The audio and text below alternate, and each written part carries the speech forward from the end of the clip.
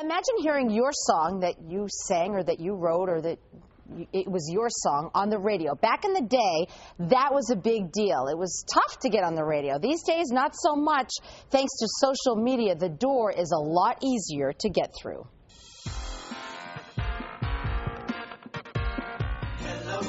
My generation had David Cassidy. My kids' generation has Justin Bieber. We had Van Halen and DLR. They have Kid Rock. We had Stevie Nicks, Carrie Underwood. Instead of the Jackson 5, there's the Black Eyed Peas. It's an understatement to say things have changed in music. Everything changes and everything stays the same. The winner of the And trust me, this guy knows the evolution better than anybody. He's been #1 at Kiss 108 for 30 years. You know Matt Siegel. We do have fancy computers now. Didn't used to have those. We used to play records. Remember those? Vinyl. I had 8 tracks. I did. Now it's all on iPods. As for the artists, well, they've changed too. Well, we don't deal with musicians at Kiss 108. We deal with pop stars who have electronic drums playing in the background. Katy Perry and Lady Gaga and all those people, Madonna. They're all very cute in their own plastic sort of way. Said there's another look right in my eye. And how these people become famous has changed a great deal as well. Teen chart topper Justin Bieber wasn't sending his demo tape out like they did back in the day. He was discovered by Usher after Bieber's mom had uploaded videos of him singing to YouTube. He has now had more than 1 billion video views. Take a note from Bieber, experts say.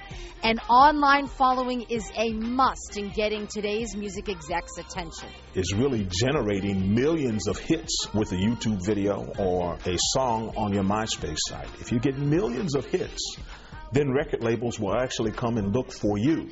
That's good, in that more people have access to opportunity to attract a major label's interest. John Kellogg is a former recording artist with the band Cameo, also an entertainment attorney, and the assistant chair of the music business management department at Berklee School of Music. It was once possible to make money from simply releasing music, but now getting in front of ticket-buying fans, that pays the bills. Since the beginning of this century, with Napster, all of that has just been turned around, because now you really can't make a lot, you can't get a lot of big advances from record companies like you used to.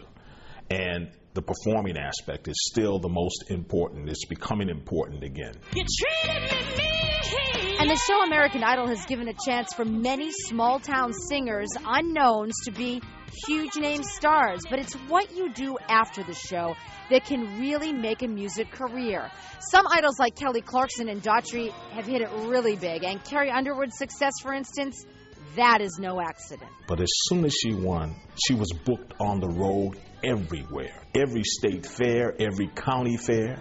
In other words, she went out after the show and she paid her dues. And it was 2 or 3 years after the show that she really became popular. So while we as kids sang along in front of the mirror to our favorite songs, our kids can make their own music videos on their computers. YouTube and MySpace are there as resources to help give that big break to unknowns.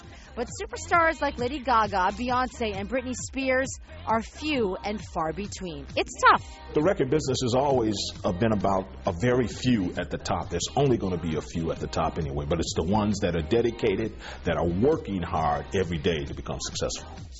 John Kellogg also tells us, if you're trying to get noticed by the music industry, once your YouTube channel gets more than 1 million hits, he says that the record companies may actually track you down. He also says performing in front of people, that's a must. As you just heard him say, coffee houses, open mic nights, any way to grow your following will help you get ahead. Good luck.